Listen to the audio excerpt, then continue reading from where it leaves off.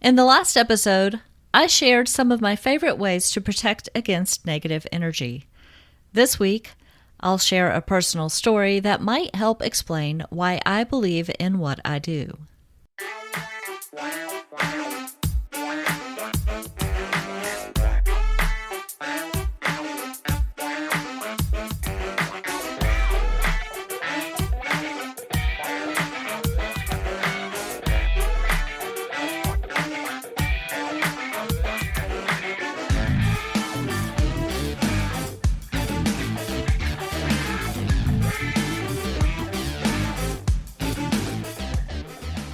Welcome to the Peep Podcast. I'm your host, Nicolle, and on this episode, we're answering a listener question in response to episode 57's topic, asking how I know about psychic protection. While I have many personal experiences that have informed my knowledge, I'll share one of the most impactful. For those who have bought my book, Please Don't Call Me Psychic, Stories from My Paranormal Life, thank you. You'll already be familiar with the story. If you haven't read the book, this will be new to you and an example of the experiences I've had as a paranormal investigator. The story is really a friend story about picking up a spirit attachment while doing her job, but I shared it in the book because sometimes when you witness amazing things, you feel the compulsion to let others know. Her name and the name of the person who helped her have been changed to protect their identities. Whether you believe it or not, isn't of my concern. And as I always say, it's not the experiencer's job to convince anyone of their own reality. I share it with the hope that it reaches the people who need the knowledge. I'm actually going to read this story straight out of the book because it was written much closer in time to the actual event. You see, I know how memory can be. As we get farther away, we tend to add color to any story the more we tell it. It's not because we're dishonest. It's just what our brains naturally do. I try to be very wary of that possibility, and so I write things down that feel impactful soon after they happen. This is one of the reasons I highly recommend journaling. This is Chapter 17, Angels to the Rescue. If you'd like to read more of my experiences, I'll link to the book's Amazon page in the show notes. Spiritual warfare is a real thing. For some of us, the topic is uncomfortable to discuss because many people either don't want to believe it or they would prefer not to think about it. But if you spend time investigating the paranormal, eventually you'll come face to face with it, as I have. Several years ago, an acquaintance who has since become a friend approached me and asked what I thought about spirit attachments and possessions. We had both attended an event presented by our meetup group in which we brought in a speaker whose research was focused on demonic possessions, so I thought that was the reason for her question. I was wrong. For the protection of her privacy, I will call her Mary. Mary confided in me that in her line of work, she often has to be in close proximity to recently deceased bodies, and sometimes they have died by suicide or homicide. Recently, she had been involved in a case in which the dead man had not been so nice in life, and there were mysterious circumstances about his death. Mary said the whole time she was in the location where he passed, she felt an ominous presence, and even after leaving, she couldn't shake that feeling. Her thoughts kept going back to how he didn't deserve the way he died, no matter how awful of a person he might have been in life. Mary's life seemed to have more darkness in it since that first day, and strange things were happening around her that made her feel like she was being haunted. I didn't doubt that it was possible, but I knew personally I was not equipped to help her decipher exactly what was happening. I also knew that the local Catholic diocese did not have an exorcist on staff, and neither did any of the nearby dioceses at the time. So despite our mutual faith, the church would not prove very helpful. I knew a man named Charlie who worked in Durham, and among other things, was a particular sort of hypnotist. He practiced past life regression hypnosis and had some experience with spirit attachments, which is what I thought Mary might have been suffering from. She gave me permission to contact him and ask if he would be interested in helping her, and he was. So we made an appointment for her. At her request, I took the afternoon off work and went with her.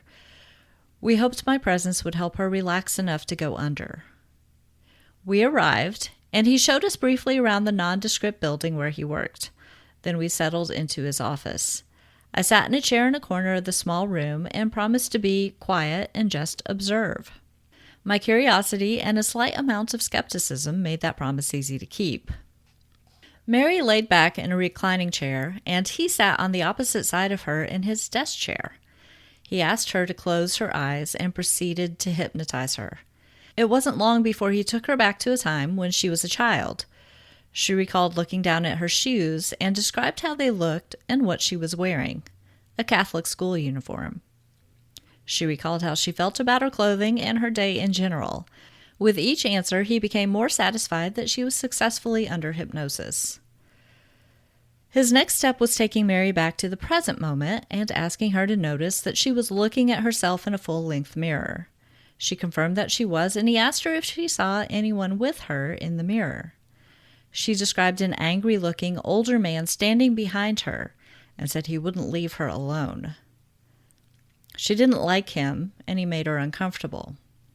The hypnotist asked to speak directly to the man, and something happened. Mary's voice became deeper, and her demeanor physically changed. I can't quite describe the way my gut clenched at that moment, but I can say that I was seriously glad we had contacted Charlie. Charlie asked the man for his name, and he was not very cooperative. He wouldn't give it.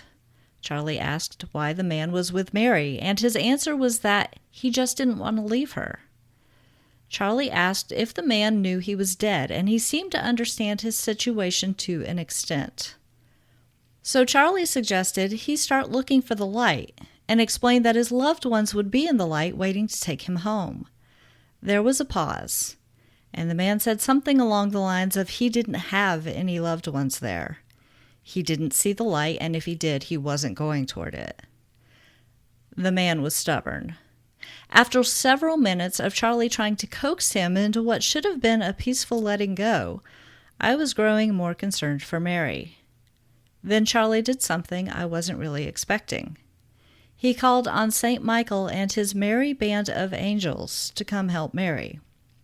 I'll admit that while I stayed quiet as promised, my brain said, "Merry band of angels?" And I laughed on the inside. I did my best not to smirk on the outside. St. Michael the Archangel is the warrior angel. You might have seen him in religious art smiting the evil ones who prowl about the world seeking the ruin of souls. I say the prayer to him for protection almost daily. So I guess it made sense to call on him to help rid Mary of a mean spirit who did not want to let go of her. It was the merry band description that really surprised me. I don't usually picture warrior angels as, well, merry. Within seconds of Charlie's request for help, the room became noticeably cooler.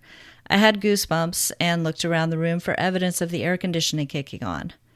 There was none, and no noise that would signify anything mechanical had happened. The chill in the air increased, but with it came an odd sense of peace over me. I continued to just stay quiet and observe everything. There was a verbal struggle between the mean spirit and Charlie as he repeatedly asked the angels to remove the man from Mary. It only lasted a minute, and then it was over. Mary's face softened, and the temperature of the room rose again. Charlie asked Mary if she was okay, and when she confirmed that she was, he asked her to look back in the mirror. Did she see anyone with her anymore? Was the man still around? Her answer was a firm no. Content that St. Michael and his angels had done their job, he brought her out of hypnosis. When asked how she felt, she told him that she felt much better. She might have even used the word lighter. She remembered a little of what had transpired, but didn't seem clear on all the details. I think that might be for the best. I can only imagine how the battle might have appeared visually to her as a witness as the warrior angels fought to free her soul. It's a short chapter, but a powerful event in my life, and it's hard to really convey just how much the energy in the room changed. In case you're wondering, Mary is doing well. She was truly freed that day and hasn't had a recurrence. Like I said in the last episode, I pray the prayer to St. Michael regularly, and I credit him and my guardian angel for many times I've been protected from things that should have harmed me, including a head-on collision that caused a brief near-death experience. I was at total peace when I left my body, but I was quickly pushed back into it, and that NDE left me wondering why I survived. I think that one of my reasons for still being here is to share these stories, because certain people need to hear them. Maybe this one doesn't resonate with you, or maybe your own memory will file it away to be shared with someone you meet in the future who does need to hear it. Whatever the reason, I appreciate the opportunity to share it. Thanks for listening. If you're interested in sharing your own paranormal stories with us, or if you have an idea for an episode topic, please reach out through the contact form at peeppodcast.com. That's PEEP podcast.com. Remember, that stands for People Experiencing Everyday Paranormal. While you're there, sign up for my newsletter to keep up with the podcast and all my creative and energetic endeavors. I'll only email it once or twice a month max. You'll receive briefs on recent episodes, information on any upcoming appearances, news, and some additional fun stuff. For example, in December, I randomly drew the name of a subscriber to win signed copies of my 3 most recent books. If you enjoy the podcast, please give it some rating love on your favorite podcast app. Share it with friends and subscribe so you don't miss an episode. Doing so will help the podcast be found by others. A huge thank you to everyone who has given the show some love. I truly appreciate it.